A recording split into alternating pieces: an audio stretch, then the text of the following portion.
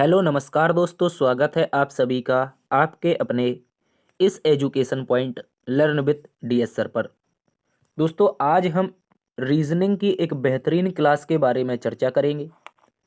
आज की इस क्लास में साथियों रीजनिंग की जो क्लास रहने वाली है वो पार्ट नंबर 112 रहने वाला है।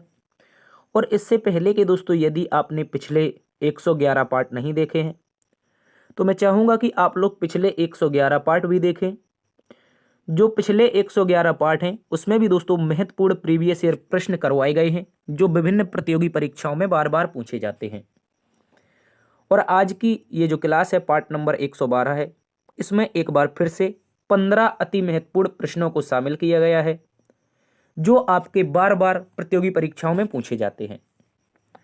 चलिए दोस्तों एकदम शॉर्ट ट्रिक से आज की क्लास की शुरुआत करते हैं, बढ़ते हैं आज के पहले क्वेश्चन की तरफ। और दोस्तों याद रखेंगे ये जो अपनी रीजनिंग की क्लास होने वाली है कौन कौन से एग्जाम्स के लिए इम्पोर्टेंट है, तो याद रखेंगे जैसे कि SSC GD, MTS, CHSL, CGL, CPO, UPSI, UP police, Bihar police, Agniveer, clerk, Rajasthan police, Delhi police, railway group D, NTPC, DFCCIL, ALP, IBPS, navy, Madhya Pradesh police, दोस्तों CRPF, DRDO, CISF, ITBP, CTET, DSSSB, UKPSC, दरोगा, UP triple SC PET, UPPSC, MPPSC, BPSC, super TET, UP PET तथा UP TET. और भी प्रतियोगी परीक्षाएं जैसे दोस्तों आपकी बीएसएसएससी की परीक्षा होने वाली है अभी बिहार में। इसके अतिरिक्त दोस्तों बिहार दरोगा की परीक्षा है, ठीक है। इसके अतिरिक्त आपकी राजस्थान पुलिस रहती है, राजस्थान में पटवारी की परीक्षा, एमपीपीएससी की परीक्षा, या फिर दोस्तों कह सकते हैं कि मध्य प्रदेश में पटवार की परीक्षा, और उत्तर प्रदेश में जो लेखपाल की परीक्षाएं हैं। ऐसी विभिन्न प्रतियोगी परीक्षाएं जितनी भी परीक्षाएं होती हैं और जिन भी परीक्षा में प्यारे दोस्तों रीजनिंग पूछा जाता है उन सभी के लिए ये क्लास अपनी रामबाण साबित होने वाली है। चलिए इससे पहले एक छोटी सी जानकारी ले लीजिए। बहुत सारे दोस्तों स्टूडेंट की क्वेरीज रहती है कि सर उन्हें पीडीएफ से पढ़ना है।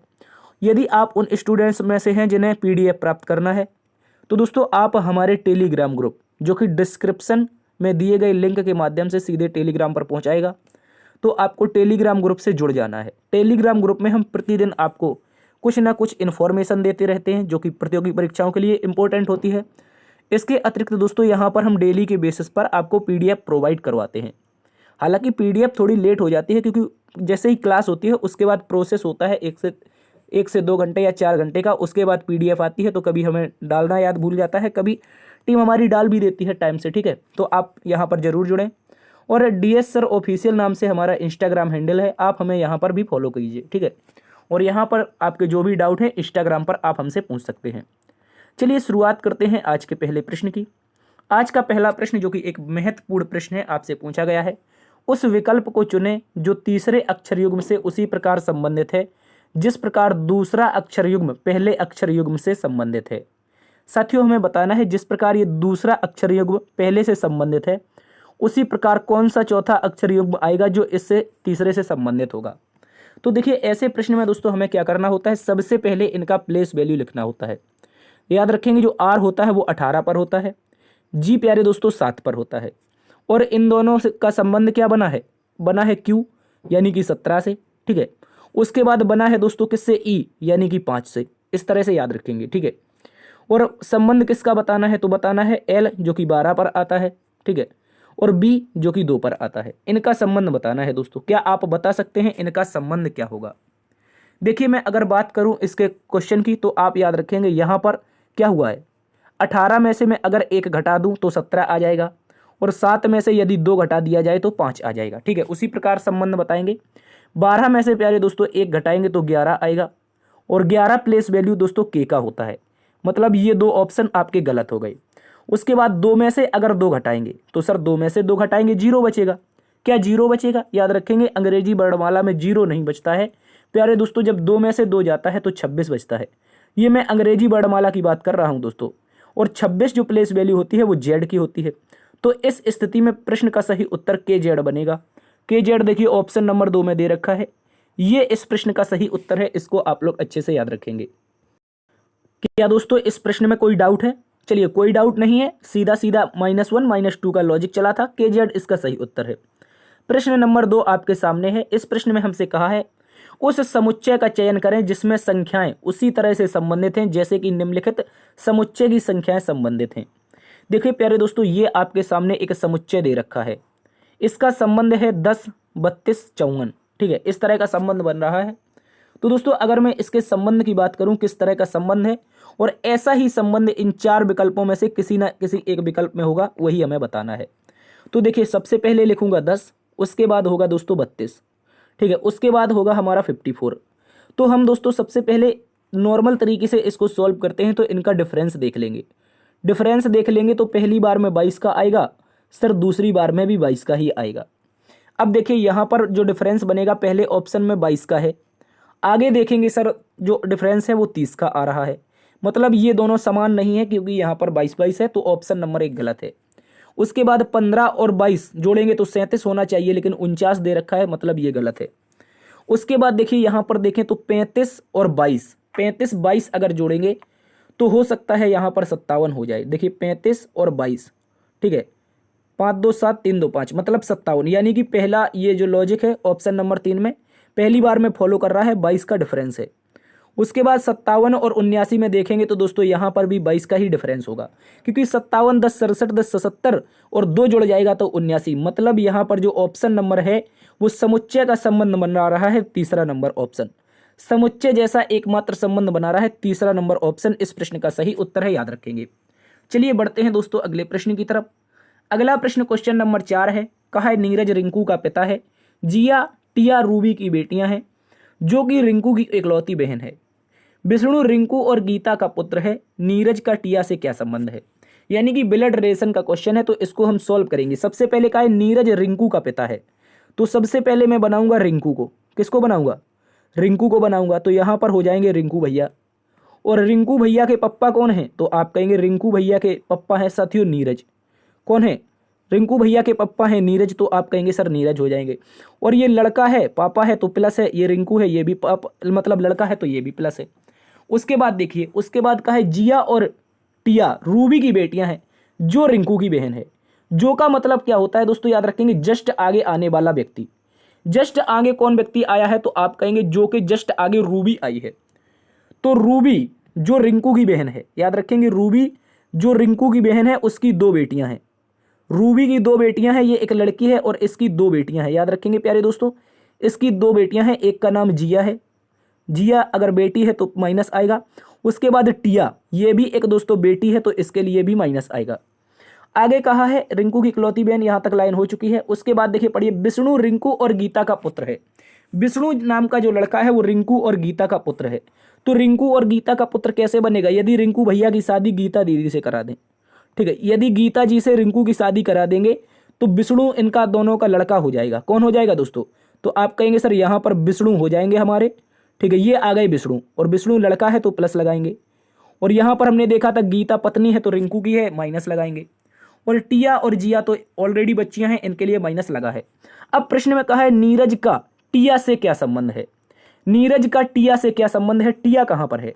तो सबसे पहले हमें टिया को जानना है सर। ये रही टिया, टिया यहां पर है, और नीरज से क्या संबंध है? नीरज का टिया से क्या संबंध है? तो से किसके साथ लगा, ये इंपॉर्टेंट हो जाता है टिया के साथ। टिया कहेगी कि मेरी मम्मी और मेरी मम्मी के जो पिताजी होंगे वो मेरे नाना जी होंगे। मतलब मम्मी का जो पापा होते हैं, आप अपने आप से लीजिए, वो कौन होते हैं? नाना जी होते हैं, ठीक है। अगर पिताजी के यहाँ पर अगर टिया का एक पिता होता और उसके पिता होते वो दादा होते, लेकिन यहाँ पर मम्मी के पिता हैं प्यारे दोस्तों, याद रखेंगे रूबी के पिताजी हैं नीरज, तो ये हो जाएंगे टिया के नाना। इस तरह से ऑप्शन नंबर 1 सही उत्तर है। बढ़ते हैं अगले प्रश्न की तरफ। अगला प्रश्न है दोस्तों क्वेश्चन नंबर 4, जिसमें कहा है निम्नलिखित प्रश्न में विषम पद का चयन कीजिए। 4 ऑप्शन है बेहतरीन से, इनमें से बताइए कौन सा ऑप्शन विषम है। तो गाय एक जानवर है, मोर एक पक्षी है, ग्रह एक शुक्र है, और कुर्सी एक फर्नीचर है। तो प्यारे दोस्तों बहुत ही एमसीक्यू क्वेश्चन है, हालांकि साधारण सा क्वेश्चन है, लेकिन इसको सीजीएल ने पूछा था। सीजीएल ने क्यों पूछा था? तो आप बताइए इसका सही उत्तर क्या होगा। देखिए मैं अगर लॉजिक की बात करूं तो गाय है तो क्या है? गाय एक जानवर है, आप कहेंगे गाय एक जानवर है। उसी प्रकार मोर एक पक्षी है। तो यहां पर देखिए ग्रह एक शुक्र है या फिर शुक्र एक ग्रह है, यहां पर उल्टा संबंध बन रहा है। यहाँ पर शुक्र एक ग्रह है, मतलब उल्टा संबंध बन रहा है। और यहाँ पर देखेंगे कुर्सी एक क्या है, कुर्सी एक फर्नीचर है। तो आप मेरे एरो से समझ जाएंगे कुर्सी एक फर्नीचर है, तो यहाँ पर लिखेंगे कुर्सी एक फर्नीचर है। तो अब एरो समझिए, आगे के ये जो एरो है गाय का जानवर की ओर जा रहा है, मोर का पक्षी की ओर जा रहा है, कुर्सी का फर्नीचर की ओर जा रहा है, जबकि यहाँ शुक्र का आगे की ओर जा रहा है, मतलब ग्रह की ओर जा रहा है।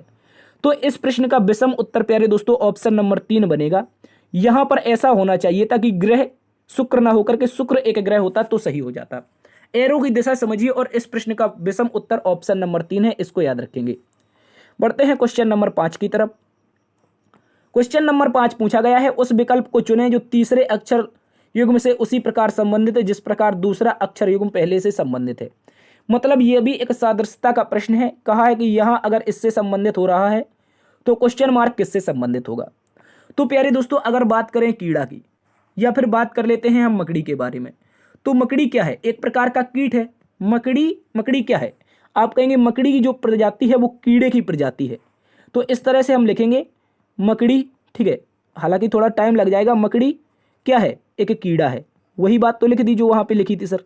तो ये एक इसका क्या है, जाति है कह सकते हैं, या फिर प्रजाति है। उसी प्रकार मैं बात करूं अगर उल्लू की, उल्लू की प्यारे दोस्तों बात करूं, उल्लू अंधा है, क्या ये एक इसकी प्रजाति है, तो आप कहेंगे ये प्रजाति नहीं है। उल्लू अंधा होगा लेकिन रात में इसको दिखाई देता है, तो ये पूरी तरह से अंधा नहीं है। उल्लू उड़ना इसकी प्रजाति है, तो आप कहेंगे नहीं है। उल्लू क्या है, उल्लू एक पक्षी है, मतलब ऑप्शन नंबर 3 इसका सही उत्तर है। उल्लू की एक जाति है, यह एक पक्षी है। मकड़ी की एक जाति है, मकड़ी एक कीड़ा है। ठीक है, याद रखेंगे ऑप्शन नंबर 3 सही उत्तर होगा, बाद बाकी सबके सब गलत हैं। बढ़ते हैं अगले प्रश्न की तरफ। अगला प्रश्न है क्वेश्चन नंबर 6, जिसमें हमसे कहा है कि दिए गए विकल्पों में से कौन सा विकल्प निम्नलिखित शब्दों का सार्थक क्रम दर्शाता है। यहां पर 4 विकल्प हैं। चाबी है दोस्तों, दरवाजा है, ताला है और कक्ष है। चाबी, ताला, कक्ष और दरवाजा, इनका क्या होगा सार्थक क्रम। तो सबसे पहले आप क्या करेंगे, जल्दी से बताइए। सबसे पहले क्या करेंगे, आप चाबी लेंगे, ताला खोलेंगे, दरवाजा खोलेंगे, फिर कक्ष में प्रवेश करेंगे। ठीक है, तो 1 नंबर चाबी खोलेंगे, चाबी लेंगे, फिर उसके बाद ताला खोलेंगे, मतलब 3 नंबर, उसके बाद दरवाजा खोल देंगे। ठीक है, उसके बाद कक्ष में प्रवेश कर जाएंगे। तो 1 3 2 4 होना चाहिए। 1 3 2 4 देखेंगे हम दोस्तों, तो ऑप्शन नंबर 3 में यहां पर भी दे रखा है 1 3 2 4। ठीक है, याद रखेंगे, अच्छा प्रश्न है। हम चाबी मेरे हाथ में होगी, हम कहीं से घूम घाम के आते हैं, मेरे हाथ में चाबी, मैंने घर का ताला खोला, ताला खोलने के बाद मैंने वहां पे कुंडी खोली, मतलब दरवाजा खोला, उसके बाद मैंने कक्ष में प्रवेश किया। तो 1 3 2 4 इसका सही उत्तर है, याद रखेंगे। बढ़ते हैं अगले प्रश्न की तरफ। अगला प्रश्न है प्यारे दोस्तों क्वेश्चन नंबर 7, जिसमें कहा है टीना पूर्व की ओर 45 किलोमीटर गाड़ी चलाती है। तो मैं क्यों ना सीधा इसको सॉल्व करूं। एक लड़की है टीना नाम की, पूर्व की दिशा में, इस तरह से दिशा बनाते हैं, हमने कई बार बताया है, ईस्ट वेस्ट साउथ और नॉर्थ। पूर्व की दिशा मतलब ये वाली दिशा, वही तो दिशा बनी है ये। तो पूर्व की दिशा में टीना नाम की लड़की है। ठीक है, टीना नाम की लड़की है, 45 किलोमीटर की गाड़ी चलाती है। ठीक है, मान लीजिए ये इसका प्रारंभिक बिंदु है, इसको याद रखेंगे। ठीक है, इसके बाद कहा है दाएं मुड़कर 65 किलोमीटर जाती है। अब पूर्व की ओर मुख है प्यारे दोस्तों, और उसे दाएं मुड़ना है तो कहां पर जाएगी, दक्षिण की दिशा में जाएगी। और ये दोस्तों दूरी तय करेगी 65 किलोमीटर। कितनी, 65 किलोमीटर इसने दूरी तय की है। फिर कह रहा है दोस्तों बाएं मुड़कर 33 किलोमीटर जाती है। अब दक्षिण की ओर मुख है, और उसे अगर बाएं मुड़ना है तो दोस्तों कहां पर जाएगी, पूर्व की ओर जाएगी, और पूर्व की ओर जाएगी तो 33 किलोमीटर की यात्रा तय करेगी। ठीक है, याद रखेंगे इस तरह से। अब देखिए हमसे कहा है उसका मुख किस दिशा की ओर है। तो दोस्तों उसका मुख किस दिशा की ओर है, ये दिशा कौन सी होती है। आप कहेंगे सर ये वाली जो दिशा है, अगर इस फिगर में देखें तो ये हमारी पूर्व की ओर की दिशा दिखा रहा है। पूर्व की ओर की दिशा दिखा रहा है, तो ऑप्शन नंबर 1 इस प्रश्न का सही उत्तर है। जो टीना है उसका मुख कौन सी दिशा में प्यारे दोस्तों, उत्तर की दिशा में है, याद रखेंगे। बढ़ते हैं दोस्तों अगले प्रश्न की तरफ। अगला क्वेश्चन है दोस्तों हमारे पास प्रश्न नंबर 8, क्वेश्चन नंबर 8। कहा है दोस्तों यदि DIG को 41 लिखते हैं, गॉड को 55 लिखते हैं, तो फैक्ट का कोड क्या होगा। यह भी एक महत्वपूर्ण प्रश्न है। इस प्रश्न के बारे में आपको बताना है DIG = 41, गॉड = 55, 55 और फैक्ट = क्या होगा। तो दोस्तों ऐसे जब भी प्रश्न आए तो आपको अंग्रेजी वर्णमाला की क्या रखनी है, प्लेस वैल्यू याद रखनी है। तो D हम लिखेंगे, I लिखेंगे, उसके बाद G लिखेंगे। इन सभी का अगर दोस्तों स्थानीय मान की बात करें, साथियों स्थानीय मान की बात करें, तो इस तरह से हम नीचे लिख देंगे डी 4 पर होगा, आई 9 पर होगा, जी 7 पर होगा। तो अगर इन सभी को जोड़ दें, इन सभी को जोड़ेंगे तो 9 7 16 4 20 कितना आएगा दोस्तों? 20 आएगा। तो 20 का मल्टीप्लाई डबल कर देंगे और प्लस अपने मन से 1 कर देंगे। ठीक है, अपने मन से +1 किया है तो 20 दूना का 40 और 1 41 जो कि यहाँ पर दिया गया है। उसी प्रकार प्यारे दोस्तों हम फिर से बात करेंगे गॉड की, GOAD। ठीक है, यहाँ पर गॉड लिखा है, हालांकि प्रभु वाला गॉड नहीं, ईश्वर वाला गॉड नहीं है, कोई अलग गॉड लिखा है।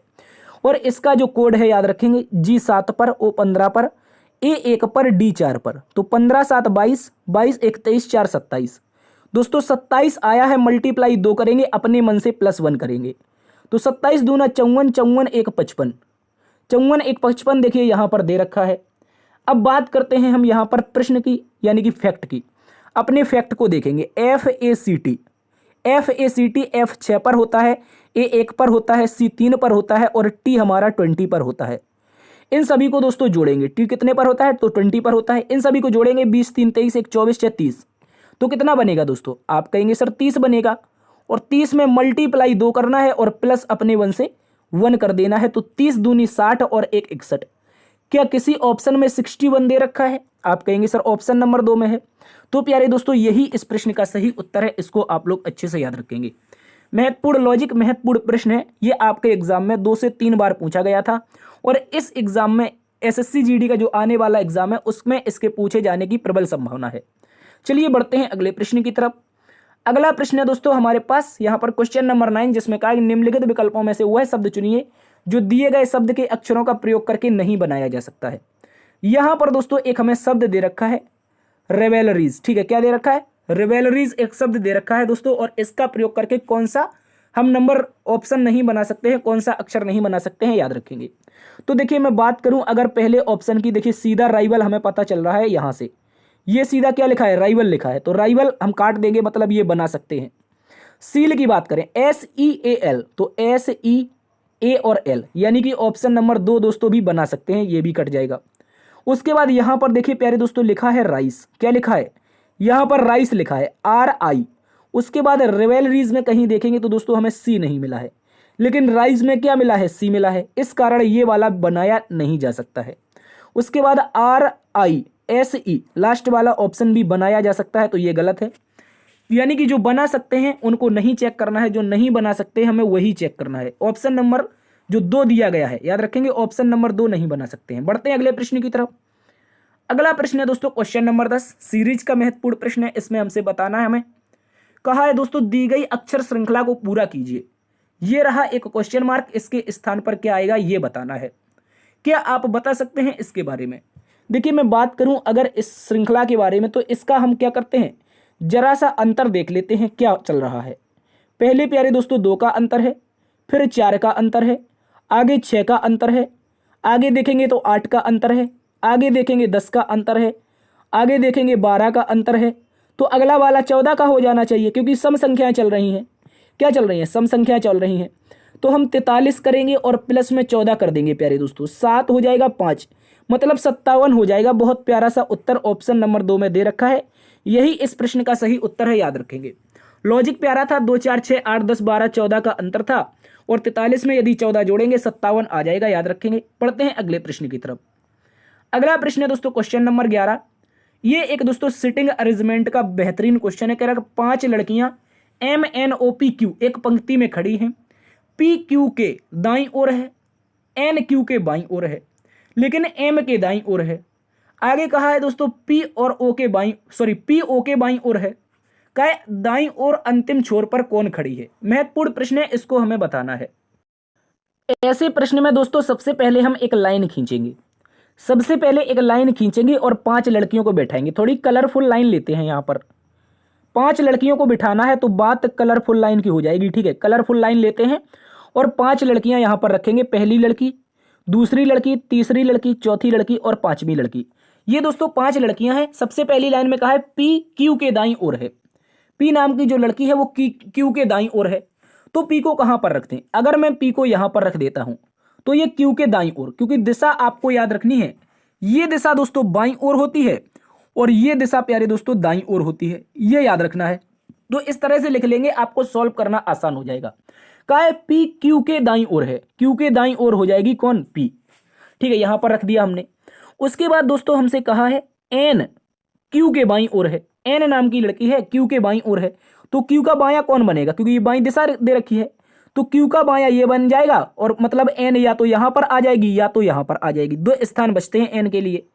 आगे का है लेकिन एम के दाईं ओर है, लेकिन किसके लिए आया है, लेकिन आता है दोस्तों सेकंड वाले अक्षर के लिए, किसके लिए, सेकंड वाले के लिए आता है, लेकिन किंतु परंतु अगर मगर कब भी आ जाए तो ये सेकंड वाले लेटर के लिए आता है, याद रखेंगे।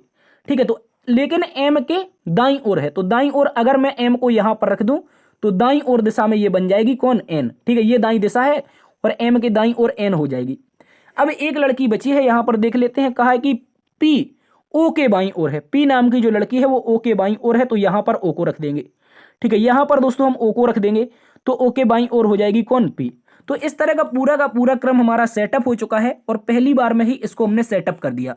ठीक है, कभी कभी हो जाता है, कभी कभी घंटों लगे रहते हैं फिर भी नहीं होता है, लेकिन जब आपको समझाना होता है तो हो जाता है। ठीक है, तो यहां पर कहा कि दाईं ओर अंतिम छोर पर कौन खड़ी है, तो आप देखेंगे, देखिए यहां पर लिखा है दायां और यहां पर लिखा है बायां, तो दाईं ओर अंतिम छोर पर कौन खड़ी है, आप कहेंगे ओ नाम की लड़की है, और ओ नाम की लड़की ऑप्शन नंबर 3 में दे रखी है। इस प्रश्न का सही उत्तर प्यारे दोस्तों ओ हो जाएगा, इसको आप लोग अच्छे से याद रखेंगे। चलिए बढ़ते हैं अगले प्रश्न की तरफ। अगला क्वेश्चन है दोस्तों क्वेश्चन नंबर 12।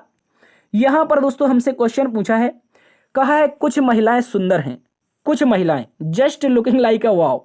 ये क्वेश्चन आया है कि लुकिंग लाइक अ वाव वाला, यानी कि कुछ महिलाएं जो हैं वो सुंदर होती हैं, कुछ सुंदरियां ईमानदार हैं। आगे कहा है दोस्तों सभी ईमानदार संवेदनशील हैं।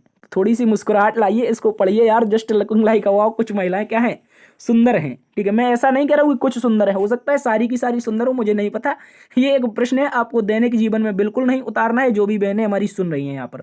ठीक है, चलिए बात करते हैं। सबसे पहले कुछ महिलाएं, तो हम कुछ महिलाएं बनाएंगे, यानी कि यहाँ पर वुमेन बनाएंगे, W फॉर वुमेन। ठीक है, इस तरह का हम एक W ले लेते हैं। कुछ वुमेन क्या हैं, सुंदर हैं, कुछ वुमेन क्या हैं, ब्यूटीफुल हैं, याद रखेंगे। इतनी सी जो विमन है, ये वाली जो विमन हो जाएंगी, ये क्या हो जाएंगी दोस्तों, ब्यूटीफुल हो जाएंगी। ठीक है, ये क्या हो जाएंगी, ब्यूटीफुल हो जाएंगी। आगे का कुछ सुंदरियां ईमानदार हैं, यानी कि कुछ जो ब्यूटीफुल हैं प्यारे दोस्तों, ये क्या है, ऑनेस्ट हैं। कुछ ब्यूटीफुल ऑनेस्ट हैं, मतलब ये आ जाएगा हमारा H। यहाँ पर इंग्लिश की मीनिंग यूज कर रहे हैं, अगर जिनको समझ में नहीं आता है आप लोग कमेंट कर दीजिए, हम उसका उत्तर दे देंगे। ठीक है, तो कुछ सुंदरियां ईमानदार हो गई हैं, ऑनेस्ट हो गई। आगे का है सभी ऑनेस्ट संवेदनशील हैं। जितनी भी ऑनेस्ट हैं वो कैसी हैं, थोड़ी सी संवेदनशील बता रहा है, चलिए बता देते हैं। सभी की सभी ऑनेस्ट, सभी की सभी जो ऑनेस्ट हैं, एक मिनट यहाँ से लेते हैं, एक मिनट, सभी की सभी जो ऑनेस्ट होंगी हमारी, वो क्या हो जाएंगी, संवेदनशील हो जाएंगी। तो संवेदनशील की आप मीनिंग कमेंट में बता दीजिए, हमारी इतनी अच्छी इंग्लिश नहीं है, हम इसको संवेदनशील S4 लिख देते हैं। ठीक है प्यारे दोस्तों, थोड़ा मजाक नहीं, उल्टा S क्यों बन गया यार थोड़ा मजाक नहीं बनाएंगे। ठीक है, कुछ सभी ईमानदार संवेदनशील हो गई, तो कुछ इस तरह का हमारा फिगर बनेगा। और अगर बात करते हैं निष्कर्ष नंबर 1 की, साथियों अगर बात करते हैं निष्कर्ष नंबर 1 की, तो कहा है कुछ संवेदनशील सुंदरियां हैं। क्या संवेदनशील का पार्ट ब्यूटीफुल में आ रहा है, आप कहेंगे दोस्तों बिल्कुल, ये वाला जो पार्ट है, ये वाला संवेदनशील का ब्यूटीफुल के अंतर्गत आ रहा है, मतलब ये पहला वाला हमारा सही हो जाएगा। आगे कहा है दोस्तों कुछ ईमानदार महिलाएं हैं। क्या कुछ ऑनेस्ट वुमेन के साथ संबंध बना पा रही हैं, आप कहेंगे देखिए ऑनेस्ट कहां पर है, ये ऑनेस्ट रहा, ये वुमेन रही, इनका दूर दूर तक कोई लेना देना नहीं आ रहा है, और हो सकता है लेना देना हो जाए, एग्जैक्टली हम नहीं बना पा रहे हैं, और नहीं बना पा रहे हैं, तो ये वाला प्यारे दोस्तों गलत हो जाएगा। आगे कहा है कुछ संवेदनशील महिलाएं हैं। तो दोस्तों यहां पर देखिए संवेदनशील कहां पर है, तो आप कहेंगे सर संवेदनशील का पार्ट ये है, S फॉर संवेदनशील और W फॉर वुमेन। तो संवेदनशील और महिलाओं का कोई संबंध बन रहा है, मैं रेड पेन से बताता हूं, ये संवेदनशील और ये वुमेन, क्या इनका संबंध बन रहा है, आप कहेंगे सर नहीं बन रहा है, और कहीं भी संबंध बनता हुआ प्रतीत नहीं दिखाई दे रहा है। हो सकता है हो सकता है ना हो, तो इसका मतलब है दिखाई नहीं दे रहा है, तो गलत है। अगर गलत है तो केवल और केवल हमारा निष्कर्ष 1 अनुसरण करता है, तो हम यहां पर कहेंगे ऑप्शन नंबर 2 में केवल निष्कर्ष 1 की पुष्टि होती है, ऑप्शन नंबर 2 इसका सही उत्तर है। बढ़ जाते हैं अगले प्रश्न की तरफ। अगला प्रश्न है दोस्तों क्वेश्चन नंबर 13। इसमें हमसे कहा है कि एक ही पासे की 2 अलग अलग स्थितियां दिखाई गई हैं, जिसके 6 फलक 1 से 6 तक की संख्यांकित हैं। यदि पासा 6 पर टिका हुआ है तो उस संख्या का चयन कीजिए जो उसके शीर्ष पर होगी। यानी कि यदि 6 अपोजिट में है तो उसका विपरीत क्या होगा ये बताना है। तो देखिए यहाँ पर 6 आ रहा है और यहाँ पर भी 6 आ रहा है। मतलब ऐसा जब भी क्लोज डाइस आए, ऐसा डाइस आए, तो आपको एक बात याद रखनी है, कोई 2 नंबर ऐसे पकड़ने हैं दोनों डाइस में जो कॉमन हो। और कॉमन कौन है? एक 6 है और एक यहाँ पर भी 6 है। तो अब इन्हीं के अपोजिट या तो हम क्लॉकवाइज चला देंगे या तो एंटी क्लॉकवाइज चला देंगे। तो 6 के अपोजिट रखते हैं। उसके बाद देखिए पहले में क्लॉकवाइज चलाते हैं, 6 के बाद क्या आएगा? 3 आएगा। दूसरे में क्लॉकवाइज चलाते हैं तो 6 के बाद क्या आएगा? आप कहेंगे सर 4 आएगा। और आगे फिर से क्लॉकवाइज चलाते हैं, 3 के बाद 5 आया है तो 5 आ जाएगा। आगे दोस्तों कहेंगे 4 के बाद क्लॉकवाइज चलाएंगे तो 2 आएगा। तो इस स्थिति में हमें संख्याएं तो पता थी कि एक डाइस होता है 6 फलक का होता है, और 6 फलक पर जो संख्याएं थी वो 1 से लेकर के 6 तक की थी। लेकिन दोस्तों हमें यहाँ पर पता चला है कि संख्याएं हमें कितनी पता चली? 5 4 3 5 2 और 6 पता चली, और एक संख्या पता नहीं है जिसका नाम है नंबर 1। नंबर 1 पता नहीं है, तो अर्थात जो बचेगा वही 6 के अपोजिट हो जाएगा, क्योंकि कभी भी 2 फलक एक साथ अपोजिट नहीं हो सकते हैं। गौर से समझना है, कभी भी एक ही नंबर के 2 फलक एक साथ अपोजिट नहीं होंगे। तो जो बचा है वो 6 के अपोजिट में 1 हो जाएगा। याद रखेंगे 6 के अपोजिट ही पूछा गया है, तो ऑप्शन नंबर 3 इसका सही उत्तर है, याद रखेंगे। मोस्ट इंपोर्टेंट क्वेश्चन है। बढ़ते हैं अगले प्रश्न की तरफ। अगला प्रश्न है दोस्तों क्वेश्चन नंबर 14। दोस्तों क्वेश्चन नंबर 14 एक गणितीय समीकरण का क्वेश्चन है, यानी सांकेतिक भाषा का क्वेश्चन है। कह रहा है अगर बड़े का अर्थ, देखिए गौर से समझिए, लिखा है कि बड़े का अर्थ माइनस है, छोटे का अर्थ प्लस है, बराबर का अर्थ गुणा है और डॉलर का अर्थ डिवाइड है, तो दिए गए समीकरण का मान क्या होगा। तो दोस्तों ऐसी स्थिति में सबसे पहले हम क्या करेंगे? समीकरण को लिखेंगे। ये हो जाएगा हमारा 27, आगे हो जाएगा प्यारे दोस्तों 81, ठीक है 81 हो जाएगा। 81 के बाद आगे आ जाएगा हमारा 9, 9 के बाद आ जाएगा हमारा 6। तो दोस्तों दिए गए चिन्हों के अनुसार इसका हम क्या कर देंगे? चिन्ह परिवर्तन कर देंगे। तो देखिए ये क्या है, यहां पर अगर देखेंगे तो ये लिखा हुआ है और इसका मतलब क्या है? प्लस है। मतलब पहला वाला जो दे रखा है, 1 मिनट, यहां पर 6 लिखते हैं, ठीक है, यहां पर 6 लिखेंगे। उसके बाद अब देखिए इसमें हम क्या लिखेंगे? इसका मतलब क्या है? प्लस दे रखा है, तो इसको हम क्या कर देंगे दोस्तों? प्लस बना देंगे। आगे देखेंगे दोस्तों डॉलर दिया गया है। क्या दिया है? डॉलर। और डॉलर का मतलब बताया है डिवाइड। क्या बताया है? डॉलर का मतलब अगर डिवाइड बताया है तो डॉलर का मतलब क्या रख देंगे दोस्तों? डिवाइड रख देंगे, ठीक है, याद रखेंगे। आगे देखिए ये दे रखा है एक बार फिर से वही चिन्ह, तो इसका मतलब क्या हो जाएगा दोस्तों? इसका मतलब हो जाएगा प्लस, क्योंकि एज इट इज 2 चिन्ह दे रखे हैं, ठीक है, इस तरह से इसका मतलब प्लस हो जाएगा।